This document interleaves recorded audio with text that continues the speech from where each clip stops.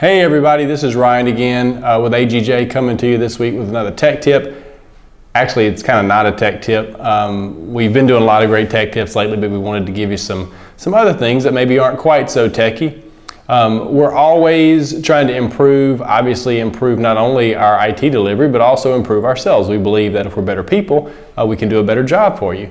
And most of the clients that we work with are kind of in the same position. So we've been doing a lot of reading the last year or two on self-improvement, on leadership, on management skills. And so we just wanted to give you a couple of tips on how to be more successful in whatever you're doing. So this will probably be a 2 or 3 part series that we do. So we'll intersperse it with some technical tips so it doesn't get too non-techy. But let's get started. One of the first that, it's everywhere. Every book we read, every article, every blog that we check out on management, leadership, self-improvement says write down your goals. Turns out that about 67% of successful people write down their goals. Not only write them down long term, but write them down short term. One of the things that we're starting to do here at our office is plan your day tomorrow before you leave today. So at the end of your day, spend 5 minutes and kind of jot down what you're going to do tomorrow. Those are the most important things that you need to do. And as a tip, put the most important things first. Like we say around here, eat your frog early in the morning. If it's hard, if it's something that you would normally not look forward to doing, schedule it first thing, get it out of the way. One of the next is get up early. Oh, this was a hard one for me because I'm a night owl. But it turns out that most successful people get up early. In fact, 44% of them get up 3 hours before work. So if you're a night owl, it's going to take a little bit of adjustment like me. It's hard, but I'm starting to do it and I can see some benefits. So what do you do in all that time? Well, get up, meditate or pray, exercise. This was an odd one, make your bed. It seems like just going through the process of making your bed kind of puts your mind in a more, a more organized mode for the whole day. Another one that I thought was odd, for some reason, successful people use mouthwash twice a day. I had no idea. It was kind of a weird one, but it seems to be one of those tips that, you pick up. So start using mouthwash more often, who knows. Read, obviously that's a big one. 86% of successful people love to read.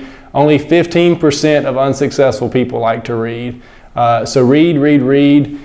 Here's a tip. If you don't like to read or don't have enough time, get audiobooks. Turns out the commute to work, back to home, or as you're running your errands around town is a great time to pop in audiobooks. You can even sync them with your phone. You can burn them to CDs and play it in your car. If you have Bluetooth, you can also stream it that way. Some of the authors that we've been reading lately and some of the books we've been reading, there's a cool book called The Richest Man in Babylon. It's an old series of short stories. They're 70, 80 years old, some of these stories, but they've combined them into one small book. It's a great book on personal finance and investing and saving. Of course, Zig Ziglar's always great. He'll get you motivated. He's a Mississippi guy, so you'll be comfortable with him. Of course, read the Bible. When you get up in the morning early, that 3 hours early, some of that motivation time, you can use some of that to read if you do like to read. Of course, you can also read at night before you go to bed.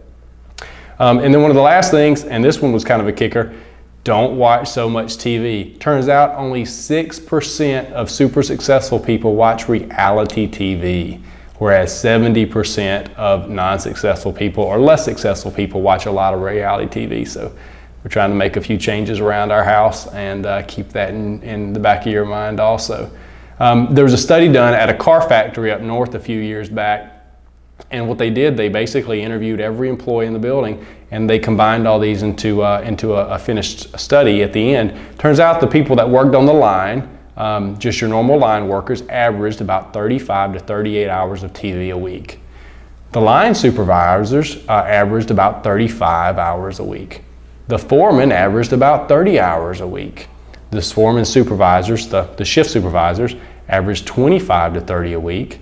Their bosses averaged about 20, and as you can see, that trend kept going. When it got up to upper management, they were averaging less than 4 hours of TV a week. So I don't know what the correlation is, but it seems a little obvious. The less TV you watch, the more successful you can become, and maybe some of that's just because you have more time for other things. I know I have complained my entire life about not being able to play the guitar or not being able to play it very well. If I think back about the hours I've wasted, in high school or college or even in my career now, watching TV, think about that. I could be the best guitar player in the world. So So these are some tips to get you started. We'll come back with another installment here in a few weeks. So have a good time, have a good week, and we'll talk to you soon. Thank you.